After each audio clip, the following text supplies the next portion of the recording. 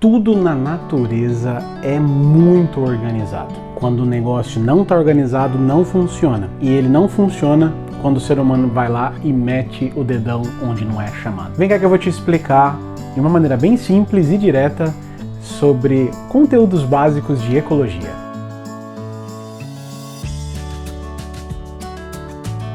Sejam todos bem-vindos, eu sou o Caio, você está no canal do Professor Arcanjo e eu tô aqui para te ajudar com aquela aula que está um pouquinho pesada, são muitos nomes na ciência, eu sei, mas não desista, meu jovem padawan, eu tô aqui para te ajudar de uma maneira simples e direta a conhecer um pouquinho mais sobre o universo. E hoje a gente vai falar um pouco sobre alguns termos que o seu professor de biologia, de ciências, está acostumado a usar, alguns termos na ecologia. Ecologia é o ramo da biologia que estuda a casinha dos bichinhos, a casinha do ser vivo. E é exatamente isso que a palavra ecologia significa. Oikos, casa, logos, estudo, o estudo da casa dos seres vivos. E lembra que eu falei para você que tudo é muito bem organizado? Então, o ecólogo, ele vai estudar essa organização e vai tentar entender ali como que uma coisa depende da outra. E quando a gente tem essa organização, vai se formar um sistema da casinha do bichinho, um ecossistema, que na verdade é a junção, a união de fatores abióticos e fatores bióticos. Na biologia é difícil você fazer uma definição rapidinha, superficial do que é vida. Mas essas duas palavrinhas, pelo menos por enquanto, vamos tentar entender dessa maneira. Fatores bióticos são todos aqueles fatores que têm vida. É exatamente isso que a palavra bio significa. Os fatores abióticos são os fatores sem vida, mas que são essenciais para a vida acontecer. Dá um exemplo de fator biótico. Seu cachorrinho, seu gatinho, você, e um fator abiótico. O sol, o ar, a água, a terra. Você percebe que os fatores abióticos, por mais que eles não tenham célula, por mais que eles não tenham vida, sem esses fatores, a vida não se sustenta. Um ecossistema você não precisa imaginar uma coisa gigantesca. Você mesmo pode criar o seu próprio ecossistema. Você já fez alguma vez, por exemplo, um terrário? Um terrário você coloca elementos ali dentro que se autossustentam. Você criou um mini ecossistema. Ali você vai ter fatores bióticos, fatores com vida, como a plantinha, os musgos, os micro-organismos, e os fatores abióticos, a terra, a areia, o ar, o sol que vai entrar ali, todas essas coisas que formam um sistema organizado. Uma poça d'água pode também ser um ecossistema, por que não? Ali você vai ter a junção de fatores abióticos e bióticos que sistematicamente, ou seja, de uma maneira organizada, um depende do outro. E a vida, para existir, ela precisa ter equilíbrio. Lembra? Tudo organizado. A primeira coisa que um bichinho, uma plantinha, um ser vivo precisa para existir é o seu habitat. O habitat é o endereço do ser vivo. Qual que é o seu endereço? Esse é o seu habitat. Eu, por exemplo, estou no meu habitat, estou aqui no meu escritório. E tem outra coisa que o ser vivo precisa também, que é o seu nicho ecológico. Pense o nicho ecológico como todas as coisas que aquele ser vivo está adaptado a fazer, que aquele ser vivo ele precisa para manter a vida. Por exemplo, o meu nicho ecológico é acordar cedo de manhã, ir para a aula, dar aula para os alunos, à tarde eu faço meu trabalho voluntário, à tarde eu treino. Você percebe que são os costumes, as coisas que eu faço no dia a dia. Pense, por exemplo, no lobo-guará. O lobo-guará ele tem um habitat, ele tem um endereço, o cerrado. Isso só me diz a respeito do habitat, do endereço onde ele mora.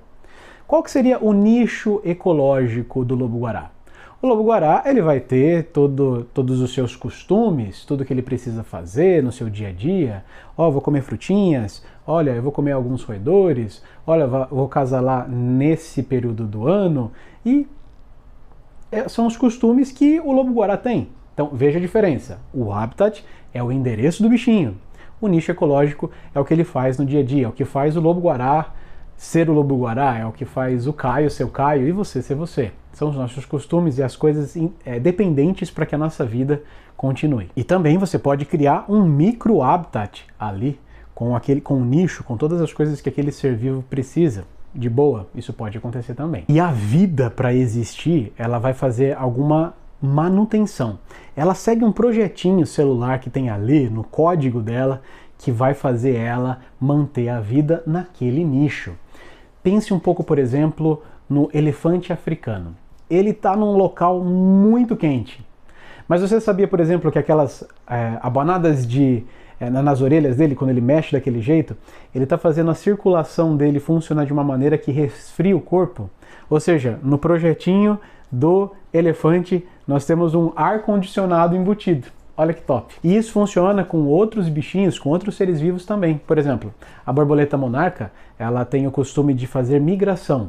Então ela fica Canadá, Estados Unidos e México em vários períodos, e ela faz o período de viagem quando ela precisa de uma determinada maneira. Na volta, com uma asa menor, isso vai fazer com que ela tenha um menor gasto energético e ela segue esse padrãozinho de projeto. Tudo isso faz parte do nicho ecológico desses bichos, desses animais. E é por isso, por funcionar o ecossistema de maneira tão perfeita, tão equilibrada, os cientistas eles vão dividir, para ficar mais fácil o estudo, em cada nível trófico, uma organização hierárquica biológica. Primeiro você tem um bichinho, um indivíduo. Daí esse indivíduo, se ele estiver com os outros amigos dele, os outros da mesma espécie, você vai ter uma população. Depois dessa população, ela está ali com outros bichinhos, com outras árvores, você vai formar uma comunidade. E a comunidade, ela vai ter agora os seus fatores bióticos, que são os bichinhos e as plantas e os outros seres vivos, também com os fatores abióticos, a água, a montanha, a luz. Daí você já vai ter um ecossistema.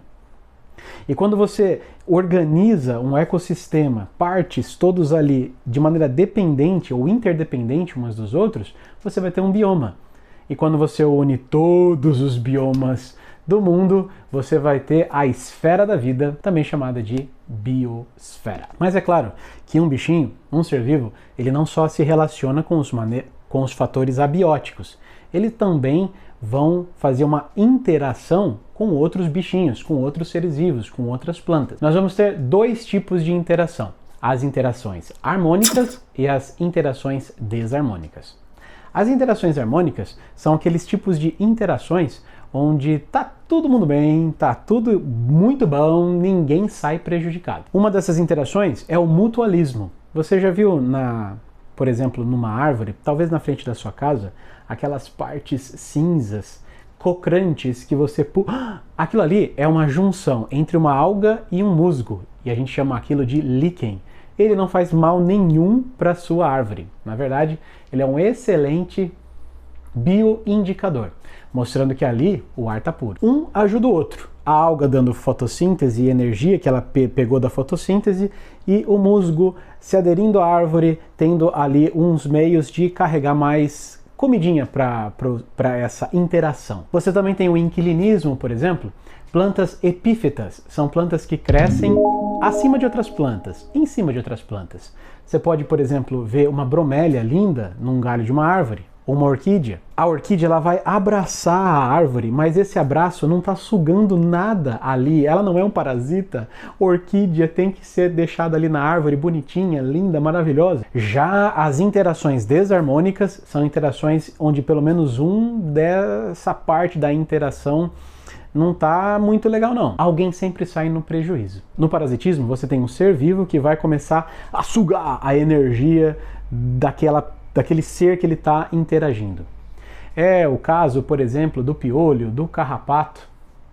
Você tem que entender que isso é desarmônico. Afinal, quem é que quer ter carrapato, quem é que quer ter piolho? Você sabe que isso dá doença para você, suga seu sangue, suga sua energia, você se incomoda, você sai no prejuízo.